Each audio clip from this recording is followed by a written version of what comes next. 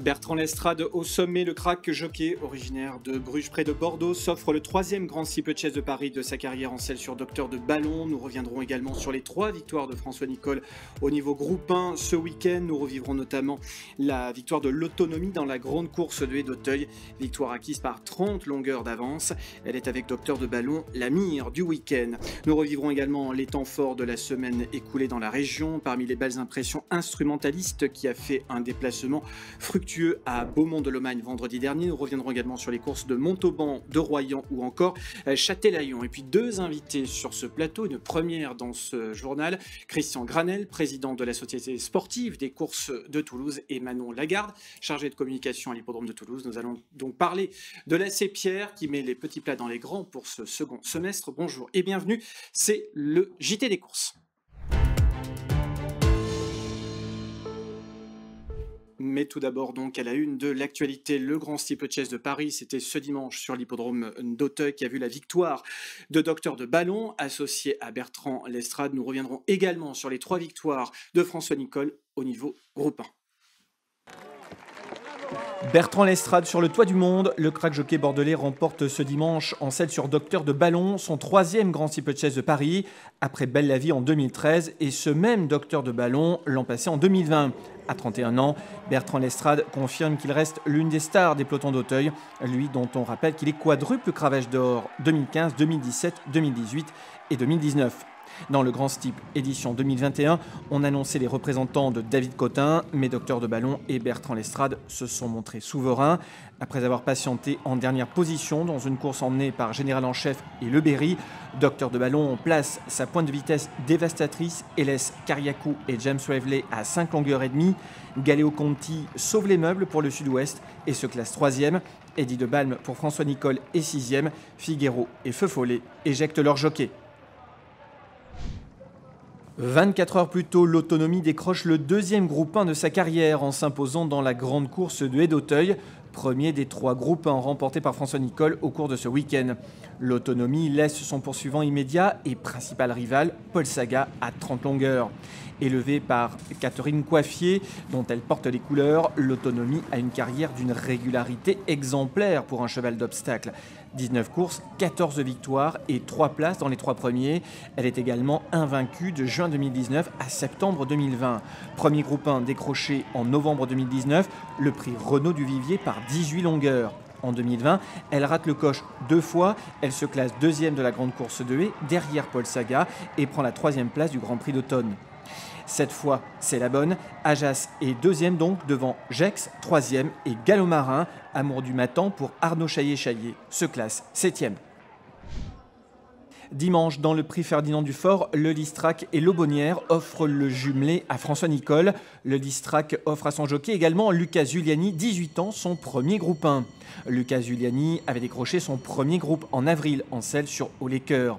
Passé par le circuit des courses de poney qui a révélé Olivier Pellier, Maxime Guyon ou encore David Cotin, comme nous le rappellent nos confrères de Francir, Lucas devient Gentleman Rider. Une première victoire le 31 mars 2019, puis une embauche au sein de l'écurie Nicole et tout va très vite. Première victoire du tandem en septembre 2020 au Touquet avec Fort Joli, puis 3 groupes en 2 mois au printemps 2021.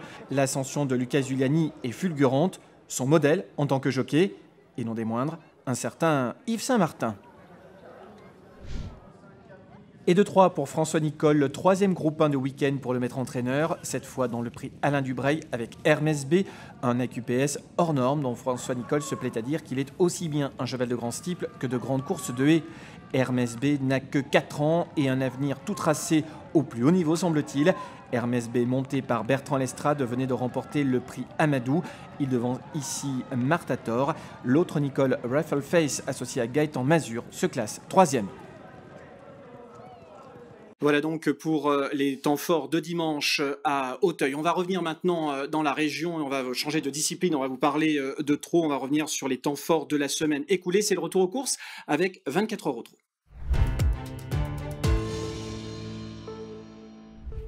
On On revient sur les courses de Beaumont-de-Lomagne vendredi dernier, vendredi 21, avec notamment un pensionnaire de Sébastien Garato, instrumentaliste repéré pour vous à Royan il y a quelques semaines, qui a fait donc un déplacement fructueux. Je vous emmène également à Royan, à Châtelaillon ou encore Montauban, qui a fait quasiment salle comble. On démarre avec l'étape beaumontoise du circuit des grandes épreuves du Sud-Ouest, le GCSO, qui voit le succès de Fandango la nuit, un pensionnaire de Philippe Boutin. Le cheval venait de se faire remarquer en dernier lieu à Vincennes. Fandango la nuit boucle le parcours des 2550 mètres sur le pied de 1,13,9. Il devance Esmondo, La Bonne Note et Danzo Montaval, troisième. Un peu plus tôt dans la Réunion, victoire d'un poulain de qualité, remarqué pour ses débuts à Royan. Instrumentaliste qui venait d'ouvrir son palmarès à Agen en trottant sur le pied de 16,3. Il trotte cette fois-ci 16,5 sur 2400 mètres, départ lancé. Il avait hérité du numéro 4 en première ligne. Le pensionnaire de Sébastien Garato devance Aïs du Loir et Ico d'Erac. On file à Issy-Géac ce dimanche 23 toujours. Le Grand Prix du Conseil départemental tenait le haut de l'affiche des 7 courses du programme.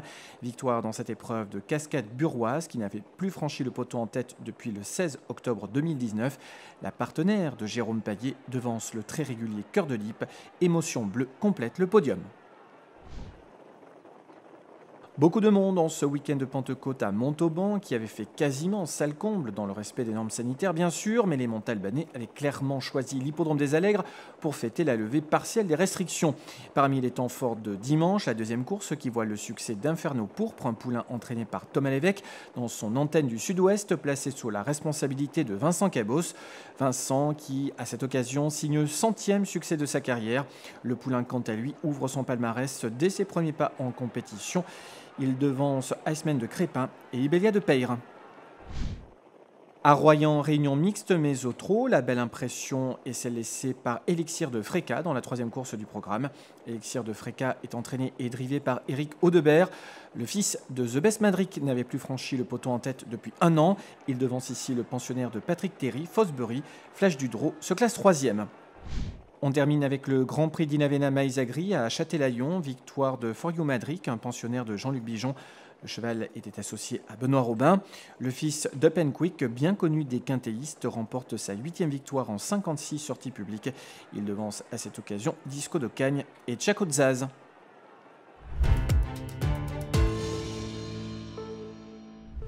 Et on poursuit ce retour aux courses au galop. Donc, on va revenir sur la réunion de la semaine dernière sur l'hippodrome de Toulouse où François Roux lisse ses stats 2021 avec l'écurie Shadwell. À Dax, François Nicole s'est offert la grande course de haie. On commence par Toulouse ce samedi 22 avec un nouveau succès pour François Rohaut avec les représentants de Shadwell France, Kazakh Damdam Al Maktoum, décédé cet hiver, cette fois par l'entremise de Keyadi qui ouvre son palmarès pour sa 3e sortie publique, aux dépens d'Haroun, un pensionnaire de Jérôme Régnier qui partage le premier accessite avec Valet d'Enfer, la bonne note de la course. En léger retrait, la représentante de Xavier Thomas de Méholt, la Wildenstein Agathe Étoile, une nièce d'aquarelliste, se classe 4e. Chez les pur sang arabes aux prises dans le Qatar Prix de l'élevage, groupe 2, pour pouliches et juments de 4 ans et au-dessus, victoire d'Artémis, une pensionnaire d'Elisabeth Bernard. 6e du trophée des juments, l'an passé à Longchamp, Artémis se renoue avec le succès sous la selle d'Olivier Pellier. Elle s'impose aux dépens d'Al-Kédir et Untage. Direction Dax ce dimanche 23 où le public a pu retrouver enfin le chemin de l'hippodrome de la Cité Thermale. 9 courses étaient au programme dont la grande course de haie, le prix Jean-Pierre Loiseau. La victoire revient à Chacapon, un pensionnaire de François Nicole. Le fils de Deportivo était monté par Geoffrey-Gilles Vibert. Le lauréat porte la casaque de Simon Munir. C'est la première victoire du cheval à Dax pour son premier essai sur ce tracé. Chacapon, ancien placé de Listed, devance de 4 longueurs et demie, Fureur de vivre et Zadal qui complète le podium.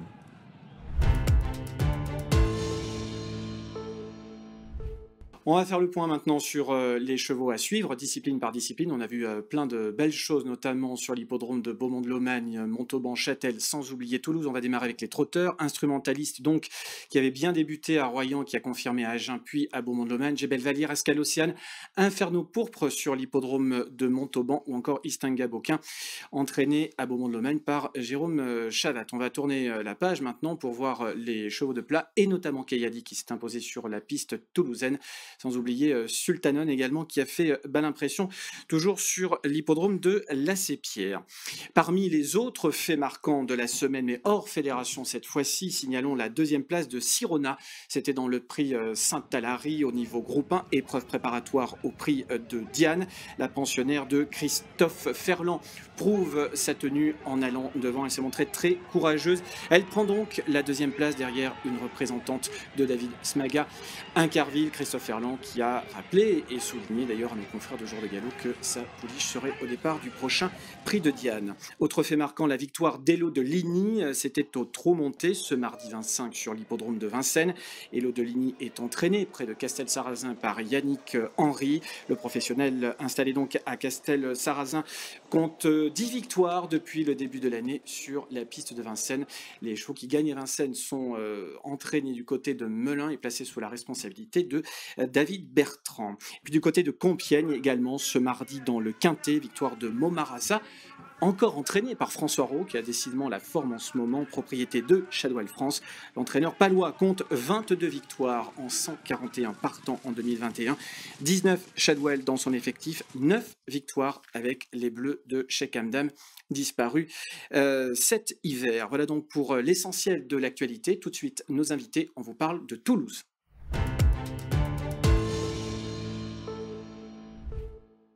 Toulouse, donc, qui est le troisième hippodrome de France en termes d'activité, l'un des hippodromes qui court dans toutes les disciplines, en plat, au trot, mais également en obstacle. On a le plaisir d'accueillir pour la première fois sur ce plateau le président Christian Granel. Bonjour président. Bonjour Flavien. Et bienvenue sur ce plateau. Et puis Manon Lagarde, qui est également chargée de communication à la Société des courses de Toulouse. Alors, j'ai presque envie de dire, c'est presque Manon votre aîné, parce que Manon est arrivée avant vous finalement. Oui, en tant que président, en tant que président et en tant qu'administrateur, mais j'étais commissaire bien avant, effectivement.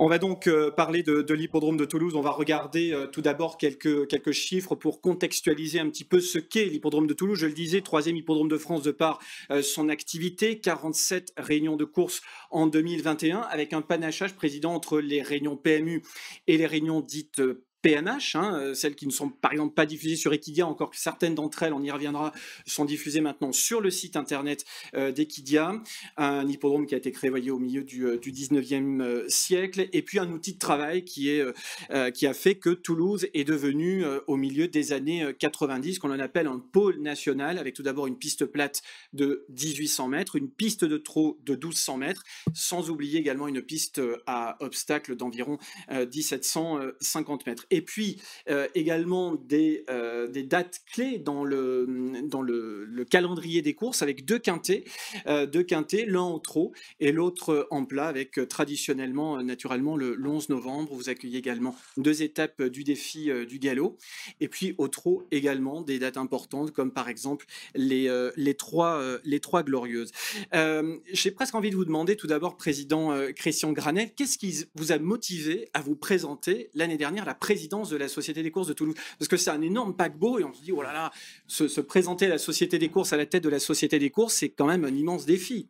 Oui, c'était pas prévu, parce que Francis Montauban a été élu un an avant, et comme il a souhaité démissionner, il a fallu qu'on réfléchisse, et finalement, après réflexion, je me suis proposé et j'ai été élu. Vous avez été élu, vous étiez donc président de Carcassonne. Vous êtes toujours d'ailleurs administrateur à Carcassonne, et c'est François Cazot, l'un de vos commissaires, qui vous a succédé. Exactement. Alors évidemment, arriver à la tête d'une société comme Toulouse, je le disais, c'est relever un grand défi. Il y avait déjà un gros dossier sur le grill, si je puis dire. C'était ce fameux dossier de l'arrosage, qui n'était pas encore tout à fait finalisé. Il n'y avait pas d'arrosage automatique à l'hippodrome de Toulouse quand vous êtes arrivé. Vos prédécesseurs ont déjà initié le projet, puis vous l'avez finalisé et mené à bien. Exactement. Il y a eu une réflexion qui a été mise en place, et puis ça a été modifié, transformé de fond en comble, et finalement, on a abouti à une décision totalement automatisée pour les pistes plates en gazon, les pistes d'entraînement en sable, la piste de steeple et la ligne d'en face des 3 haies qui étaient facilement critiquées. Alors, on est en train du fait du terrain, de la qualité du terrain. Oui, effectivement, du fait du terrain, mais parce que c'est une piste qui est utilisée à la fois par les chevaux de plat et les chevaux d'obstacle. Donc Ouais. c'était difficile à arroser avec les moyens qui existaient autrefois. Alors, on regarde quelques images au moment où l'on parle, des images qui ont été tournées hier soir. Qu'est-ce que ça change concrètement, le fait d'avoir un arrosage automatique? Ça va être quoi le plus, en fait, pour Toulouse? Le plus, c'est de pouvoir apporter la quantité d'eau exacte que l'on souhaite dans un délai relativement court et de faire son arrosé par secteur avec une pression suffisante, mais pas excessive, avec un arrosage croisé, la corde et l'extérieur de la piste, de façon à ce que l'ensemble de la piste soit uniformément souple. C'était une demande des professionnels? Les professionnels vous le demandaient ou vous êtes peut-être allé au-delà de leurs demandes et de leurs attentes? Je pense qu'ils l'ont demandé à mon prédécesseur. Oui, à votre prédécesseur Et déjà, après, c'était une vraie quand je suis demande. arrivé, c'était en train de s'enclencher. C'est moi qui ai pris la décision de démarrer, de prendre contact avec une société qu'à consulte, qui nous donne les conseils adéquats et qui établit un cahier des charges de façon à ce que les entreprises puissent, au même niveau, préparer leur projet et à chiffrer. Alors pour l'instant, d'après ce que j'ai compris, j'en ai parlé hier soir à votre régisseur principal, Olivier Pinet, qui nous regarde sans doute d'ailleurs. Pour l'instant, les deux arrosages fonctionnent. Il y a encore l'ancien qui fonctionne. Véritablement, de manière effective, le nouvel arrosage sera mis en place quand? Alors, actuellement, la station de pompage qui a été complètement refaite et automatisée est pratiquement terminée. Début juin, il est prévu le début des travaux pour l'arrosage de la piste plate en gazon, la piste principale de salle d'entraînement et les fameuses 3 de la ligne d'en face. Et donc ça sera terminé deuxième quinzaine de juillet, plutôt la fin de la quinzaine qu'au début, a priori. Et on pourra donc démarrer l'arrosage automatique pour assumer toutes les chaleurs du mois d'août.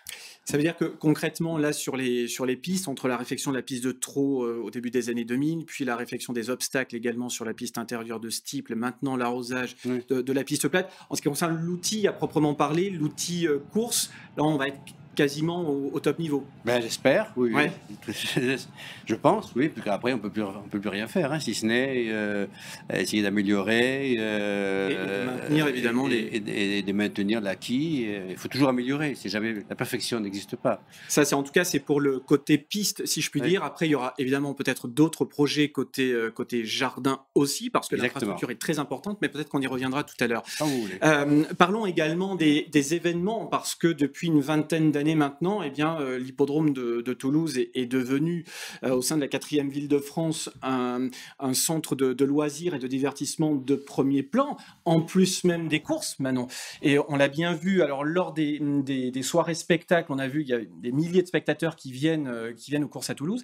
Et puis en dehors de la saison également, vous organisez un certain nombre d'événements. Qu'en est-il cette année pour 2021, où ça y est, enfin, on est sorti enfin pas sorti tout à fait encore d'ailleurs, de la crise sanitaire, voilà. Quelles sont les prochaines dates et ce que vous préparez du côté de Toulouse? Donc les prochains rendez-vous, on commence dès début juin. Donc le 11 juin, on a une nocturne de trot. Donc on organise un partenariat avec des commerçants du marché Victor Hugo à Toulouse et nous organisons une garden party. Donc un événement festif dans les jardins de l'hippodrome avec plusieurs animations, des visites des coulisses de l'hippodrome, des petites infos pour parier, etc. Un groupe de musique, ça va être vraiment très sympathique et très festif. Ça, c'est pendant une soirée de course, on est d'accord? Voilà, lors de la nocturne de trot du vendredi 11 juin, donc de 18h à 23h parce que malheureusement, il y aura encore le couvre-feu. Oui. Mais il sera à 23h. Il sera à 23h, d'accord. Il y aura toujours probablement une jauge, on imagine. Enfin, pour l'instant, on est toujours en attente, mais bon, oui. On va dire que pour l'instant, on va garder en tête le fait qu'il y a toujours une jauge, mais bon, jusqu'à 1000 personnes a priori. Ça veut dire que je vais pouvoir assister à mes cours, je vais pouvoir aller parier, je vais pouvoir potentiellement aller dîner aussi, et puis déambuler dans les jardins, voilà, au contact de celles et ceux que je peux aussi côtoyer le samedi matin quand je vais faire mon marché à Toulouse. Exactement, donc il y aura des tables et des chaises parce que la restauration se fait forcément assis. Donc, il y aura des tables tables et des chaises dans les jardins de l'hippodrome. Donc, ça sera très convivial, ça sera estival, ça sera très bien. Alors, du côté des courses également, il y aura un temps fort assez important. Est-ce qu'on peut revoir les quelques temps forts de l'été en date? Ce sera bien sûr le Grand National du Trot aussi. Oui. Et le Grand National du Trot, c'est le Tour de France des trotteurs, président Christian Granel. Et c'est une vraie reconnaissance aussi pour Toulouse, qui est un hippodrome qui, avec Agen, Bordeaux et Beaumont-de-Lomagne, sont les 4 hippodromes qui ont eu les premiers à l'époque une étape du GNT. Tout à fait. L'année dernière, le GNT devait faire étape à Toulouse et à cause de la pandémie, ça a été supprimé. Du coup, on l'a remis cette année et je crois savoir qu'on l'aura aussi l'année prochaine. Et donc, c'est une très bonne chose. J'espère que les autres hippodromes importants du sud-ouest auront également leur étape, que tout ne soit pas cannibalisé sur Toulouse. Mais c'est pas moi qui décide. Oui, non, ça c'est évident. Je parlais des pères fondateurs. Il y a Châtelaillon aussi qui a eu son GNT l'année dernière d'ailleurs avec une certaine réussite. Et puis alors parmi les autres temps forts, Manon, on a vu rapidement le Poney Club. De quoi s'agit-il exactement? Alors le Poney Club, donc c'est des guinguettes éphémères. Donc ça sera tout l'été dès le 19 juin. Et c'est vrai que on a commencé le Poney Club l'année dernière, donc au premier été du Covid. On le continue cette année, donc c'est un événement qui se passe très bien. On arrive à respecter absolument toutes les normes sanitaires. Oui. Et ça nous permet à nous, hippodromes, justement d'utiliser le site et de faire venir du monde et surtout des jeunes, notamment pendant l'été, juillet-août, c'est vrai qu'on ne court pas. Donc c'est vraiment un très bel événement pour nous. Oui. Ça permet aussi clairement véritablement de placer Toulouse comme une place forte de l'hippodrome de Toulouse, comme une place forte à Toulouse. On est en train de voir quelques images d'ailleurs d'un sujet que vous aviez commandé il y a quelques années, c'est-à-dire que je viens à Toulouse, je descends de l'avion à Blagnac, je vais en centre-ville, je vais au Capitole et puis après je pars aux courses le soir. C'est un peu ça l'idée aussi, c'est de l'inscrire de cette manière-là. Tout à fait. Et montrer aussi qu'on est un lieu d'événement parce qu'on aura de gros DJ de renommée internationale. Donc, c'est montrer aussi qu'à l'hippodrome, on a des courses, mais on peut faire aussi autre chose quand on ne court pas et c'est très intéressant. Exactement. Et ce qui est important aussi de souligner, c'est que désormais, enfin ça fait quelques temps maintenant, mais on peut se rendre à l'hippodrome de Toulouse très facilement depuis le centre-ville. C'est-à-dire que je prends le tramway jusqu'à Arrêt Hippodrome, je suis à 100 mètres de l'entrée. Donc, on ne peut pas dire, ah ben non, je suis obligé de prendre ma voiture, je ne sais pas où me garer, etc., etc. Non, je vais directement avec le tramway ou la ligne A du métro et j'arrive tout près de l'hippodrome. Donc en fait, vous n'aviez pas d'excuses. Je voudrais qu'on revienne, président Christian Granel, avec vous sur le programme de course véritablement, sur l'année course et les spécificités des différentes compétitions et notamment au trot comme au galop d'ailleurs. On parlait tout à l'heure du 11 novembre. Cette journée du 11 novembre qui est rehaussée par la présence d'un quintet également, mais également d'un groupe 3 qui depuis 25 ans se court à Toulouse. J'imagine que c'est important pour vous aussi de défendre ces épreuves classiques et ces épreuves de sélection. C'est fondamental. Quand on sait que malheureusement le système français veut que toutes les courses de groupe aient lieu dans la région parisienne ou à Deauville, et il y a, je ne sais pas combien, 3 ou 4 courses de groupe en province, dont Toulouse. Donc je pense que c'est une reconnaissance tout à fait pertinente et je suis ravi que ça perdure et j'espère que ça va perdurer très très très longtemps. Le prix Filles de l'Air. Les prix Filles de l'Air, c'est ça, exactement. Et une journée classique également au printemps qui s'est déjà courue, qui est la journée du Vase d'Argent. Tout à fait, exactement. Et où il y a 3 courses listed, c'est le jour du défi du galop. Et je pense que c'est une très belle réunion qui est l'équivalent au printemps du 11 novembre à l'automne. Exactement. Et puis au trot, bien sûr, parce qu'on n'oublie pas les trotteurs avec les fameuses 3 glorieuses, que sont le prix de la Ville Rose, le prix Jacques du Périgord et le Grand Prix du Capitole. C'est une sorte de grand chelem comme Vichy le faisait autrefois d'ailleurs. Tout à fait. Et c'est peut-être pas assez mis en évidence sur le plan de la communication. On va essayer de faire quelque chose. Mais le problème, c'est que cette année, 3 des réunions étaient en PMH et donc c'est un peu plus difficile de communiquer. Bien que je crois que c'est le critérium de vitesse a été télévisé au dernier moment. Exactement. De manière un petit peu originale et expérimentale. Et je crois que Equidia était content, je pense, de la prestation. Oui, et a priori les retours qu'on en a sont plutôt positifs. Ça sera encore le cas vendredi soir, parce que maintenant on parlait tout à l'heure des réunions PMH, donc celles qui ne sont pas diffusées en direct sur Equidia. Mais désormais, les réunions dites PMH sont diffusées sur Equidia. Equidia Racing, ça veut dire qu'on peut aussi suivre ces différentes réunions de course. Parlez-nous un petit peu de la réunion de vendredi. Qu'est-ce qui nous attend? Qu'est-ce qui attend les parieurs pour vendredi soir? Les parieurs et les visiteurs aussi. Oui, ils attendent, je crois qu'il y a 9 compétitions semi-nocturnes. 9 cours. Et donc, on a prévu de distribuer un lot de bouteilles de vin à tous les gagnants, et les seconds et les troisièmes. Je me suis inspiré de ce qui se faisait à Carcassonne, je dois dire. Tout à fait. Cherchez votre inspiration, pas très loin. Tout à fait humblement. Et donc, les vins de l'Aude seront très fortement représentés. Mais il y a un Grand Prix du Buzet. Donc, j'ai quand même pris contact avec Buzet pour être sûr qu'ils soient d'accord sur cette organisation. Et ils seront présents avec le prix de l'AOC Buzet qui est prévu et maintenu. C'est le challenge Henri Menot, qui est partenaire AOC Buzet du challenge Henri Menot.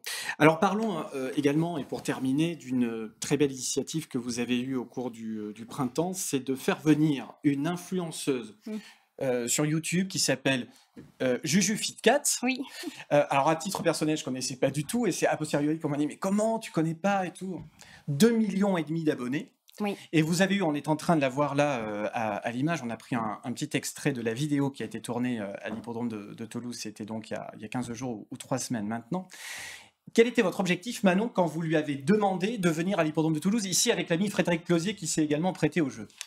Eh bien, l'objectif, c'était de continuer à communiquer, de continuer à travailler malgré ce Covid et le fait que l'hippodrome soit fermé au public.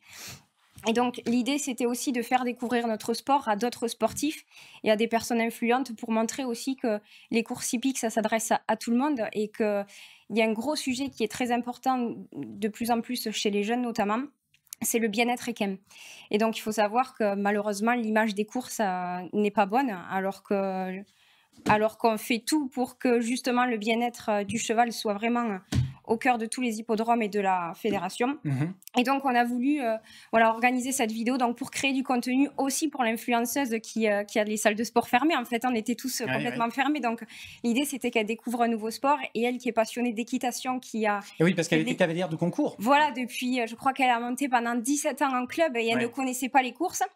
Et donc, c'est vrai qu'elle l'a vu dans son club, l'image des courses est mauvaise. Et donc, je voulais vraiment qu'on arrête avec ça et qu'on comprenne que sur les hippodromes, les chevaux sont hyper bien traités, aux entraînements aussi, et que toute la filière met plein de choses à contribution. En place pour le bien-être animal. Et puis, suivi par 2,5 millions d'abonnés, je crois, pour la vidéo en question, 350 000 vues, ça a permis de faire... Pas tout à fait. Mais presque, on est à plus de 330. Oui. Bon. Ça a permis de mettre un bon coup de projecteur aussi sur Toulouse. Voilà, sur Toulouse et pour la filière des courses hippiques en général. Et l'idée, c'était vraiment de donner une bonne image des courses hippiques pour tout le territoire, finalement. Oui, exactement. Terminons peut-être sur les projets, ou du moins sur les idées que vous avez pour les années à venir. J'ose pas dire pour les mois à venir, parce que là vous sortez d'un énorme chantier, mais en tout cas sur les années à venir, qu'est-ce qui nous attend à la Sépierre? On n'est pas sorti du chantier, parce qu'il fait à peine de commencer. Pour rebondir sur ce que disait Manon, il y a 2 ou 3 semaines, j'ai organisé un partenariat avec un club de Toulouse, la venue d'une quinzaine de cavaliers qui ont fait des galops sur la piste en salle d'entraînement. Et ils étaient ravis de cette expérience. Ils ont dit qu'ils avaient eu des sensations qu'ils n'avaient jamais connues ailleurs, que même ceux qui faisaient du complet n'avaient pas eu cette sensation sur la piste de vitesse. De quoi créer peut-être des vocations. Je crois que c'est important d'essayer de casser le mur qui existe entre les sports équestres et les courses. Et donc, modeste participation, de toute façon, j'ai essayé de faire avancer le problème. C'est important aussi de faire des ponts entre les différentes composantes de la filière. Merci beaucoup, merci Président Christian Granel, merci beaucoup à vous Manon d'avoir participé à ce journal. Vous restez avec moi pendant quelques instants encore. Nous allons maintenant prendre date pour les jours qui viennent. Voici l'agenda.